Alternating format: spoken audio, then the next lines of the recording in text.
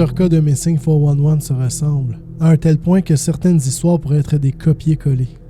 Dans un scénario typique de Missing 411, il va y avoir certains critères qui vont se répéter. L'un des critères qui revient souvent est un point de séparation, c'est-à-dire que les personnes qui étaient préalablement ensemble vont finir par se séparer d'une façon ou d'une autre. Les chiens pisteurs seront incapables de trouver une piste ou vont tout simplement refuser de chercher une personne disparue. Souvent, la personne va disparaître sous le nez des gens qui l'accompagnent. Un autre critère, c'est que si la personne est retrouvée vivante, elle est retrouvée dans un état de semi-conscience ou d'inconscience et souvent, ou même la plupart du temps, ne se rappelle pas de ce qui s'est produit. Si la personne est retrouvée décédée, elle est souvent retrouvée à un endroit qui a déjà été cherché plusieurs fois par les chercheurs. Et dans bien des cas, la personne disparaît tout simplement comme si elle s'était volatilisée de la surface de la Terre. Vous allez voir quand je vous parle des cas de Missing 411 qui sont souvent similaires. Le cas que je vous parle aujourd'hui est très semblable à celui de Barbara Bullock ou de Carl Landers, deux cas que je vous ai parlé dans des vidéos précédentes. Le 19 avril 1981, Maurice Doc Dametz, 84 ans, accompagné de David McSherry, son ami, sont allés faire du rock hunting au Topaz Point, Devil's Head, au Colorado, afin d'essayer de trouver des minerais dont du topaz. Ce n'était pas la première fois que les deux amis faisaient du rock hunting ensemble, c'était un genre de hobby, un passe-temps qu'ils faisaient souvent. Maurice était un homme super apprécié et aimé par sa communauté. C'était un homme extrêmement intelligent et instruit, il avait plusieurs diplômes sous sa ceinture. C'était un homme de foi aussi, c'était un révérend. Et maintenant rendu à l'âge vénérable de 84 ans, Maurice souffrait d'arthrite au genou. Il avait aussi une condition sanguine et tout ça faisait en sorte qu'il était incapable de marcher seul, il était incapable de se déplacer sans aide. En fait, c'était possible pour lui de se déplacer, mais sur de très courtes distances. Donc, le 19 avril 1981, les deux hommes arrivent vers 9h sur le site en voiture. David, qui accompagne Maurice cette journée-là, va aider Maurice à s'installer dans un coin pour débuter ses recherches des pierres précieuses. David, lui, va s'installer un petit peu plus loin, dans son propre coin, lui aussi, pour débuter ses recherches lui-même. L'avant-midi se passe sans incident et à midi, les deux hommes vont se rencontrer pour manger ensemble. Après leur repas, les deux hommes vont décider de changer d'endroit pour creuser afin de trouver du topaz. Cette fois-ci, ils vont être à plusieurs mètres de distance chacun de leur côté. Vers 15h, David va se dire qu'il commence à se faire tard et qu'il serait probablement temps de rentrer. Il va donc aller voir Maurice à l'endroit où il creuse pour l'avertir. Maurice est d'accord. David va donc retourner chercher ses outils et ses effets personnels. Ça va lui prendre quelques minutes. Il va retourner ensuite chercher Maurice pour l'aider à se déplacer jusqu'au véhicule. Mais à son grand étonnement, lorsque David retourne à l'endroit où Maurice était, Maurice n'est pas là. Bien évidemment, David va trouver ça extrêmement étrange que Maurice ne soit pas sur place. Même ses outils ne sont pas là. Il va donc décider d'observer dans les alentours s'il ne peut pas apercevoir Maurice, mais non, Maurice n'est pas là. David va donc penser que Maurice s'est déplacé jusqu'au véhicule par lui-même. Il va donc retourner à son véhicule. Arrivé à son véhicule, aucune trace de Maurice. Il va donc se mettre à klaxonner pour attirer l'attention de Maurice. Et entre chaque klaxon, il va tendre l'oreille pour voir s'il n'entend pas la voix de Maurice.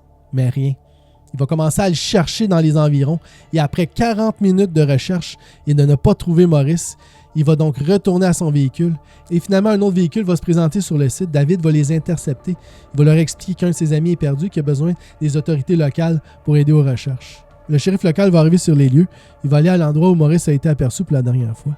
Il va en conclure que ce n'est pas une attaque animale, puisque le sol n'a pas été dérangé, il n'y a pas de sang, rien.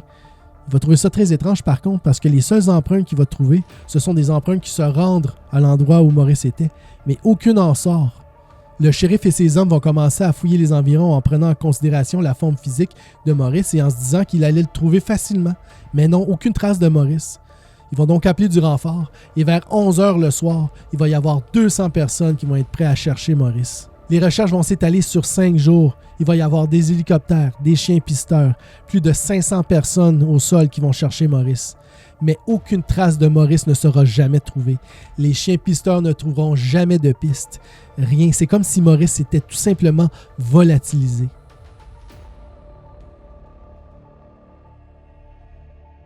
Les autorités vont soupçonner David d'avoir rapport avec la disparition de Maurice, mais ils vont vite écarter cette théorie-là. En fait, il n'y a aucun motif et David est un ami de la famille et de Maurice depuis des années. En fait, il n'y a rien qui suggère qu'il s'est passé quelque chose avec Maurice, que ce soit une attaque animale ou humaine, rien.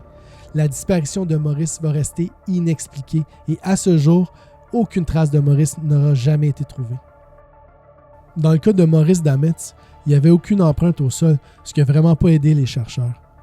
Mais qu'est-ce qui arrive dans des cas où il y a des traces au sol, il y a des empreintes, mais que ça laisse beaucoup plus de questions que de réponses? Le 21 mai 1950, Jim Carter, 32 ans, un expérimenté de l'escalade et du ski, est avec un groupe de 20 personnes au Mont Sainte-Hélène dans l'État de Washington.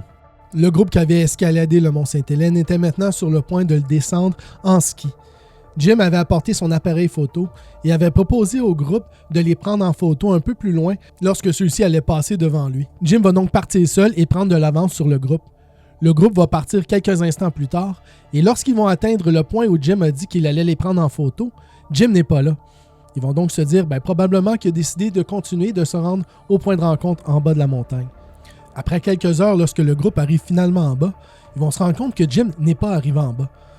Ils vont se poser des questions, ils vont se dire qu'il est probablement arrivé quelque chose. Ils vont immédiatement signaler sa disparition et des recherches vont immédiatement se mettre en branle pour trouver Jim. Les 3 premiers sauveteurs qui sont arrivés sur place ont bien trouvé l'endroit où Jim a dit qu'il était pour prendre la photo. Ils ont même trouvé les empreintes de ski qui s'en allaient dans une direction en descendant la montagne.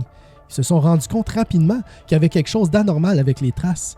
Les traces passaient par-dessus des crevasses et allaient tout simplement dans une direction, comme si Jim avait été poursuivi par quelque chose, comme s'il se sauvait pour sa vie. Les 3 chercheurs étaient au courant que Jim était quelqu'un d'expérimenté en montagne et en ski. Ils se sont dit que jamais il aurait passé par-dessus des ravins, par-dessus des crevasses, si c'était que sa vie n'était en danger. Ils vont suivre les traces, mais ils ne vont pas trouver Jim. Alors ils vont retourner en bas de la montagne chercher du renfort.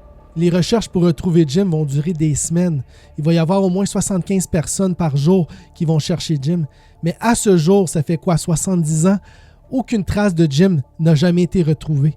La seule chose qu'on a retrouvée de Jim, c'est un petit paquet d'emballage de film vide qui a été retrouvé à l'endroit où il a dit qu'il allait prendre les photos du groupe. Une chose inusitée, c'est pourquoi que Jim s'est sauvé en ligne droite, comme s'il était poursuivi par quelque chose. C'est ce que les autorités vont penser. Ils vont penser qu'il y avait quelque chose dans les airs qui le poursuivait. Mais si ça avait été dans les airs, le groupe qui n'était pas très loin aurait aperçu quelque chose. Mais ils n'ont rien vu. Il n'y a pas d'autres traces que celles de Jim. Donc, il n'y a personne au sol qui lui courait après, ou absolument rien le suivait. C'est vraiment un mystère total. Fait inusité, lors des recherches, un des chercheurs qui va s'être séparé du groupe de recherche va se sentir observé. Et à chaque fois qu'il s'est séparé du groupe de recherche, il va toujours avoir la sensation que quelqu'un l'observe. Il va tenir son pic à glace très serré près de lui. Il va même commenter aux autres chercheurs la sensation qu'il a ressentie. Et à ce jour, comme j'ai dit, même avec tous les gens qui étaient là, avec toutes les personnes qui le cherchaient, nous n'avons jamais retrouvé aucune trace de Jim. Merci si vous êtes rendu jusqu'à la fin. Je voudrais remercier tout le monde qui regarde mes vidéos, qui like, qui commente. C'est vraiment apprécié. Ça aide l'algorithme de YouTube. Et aussi, je voulais vous souhaiter un joyeux Noël 2023 et une très bonne année 2024. Salut!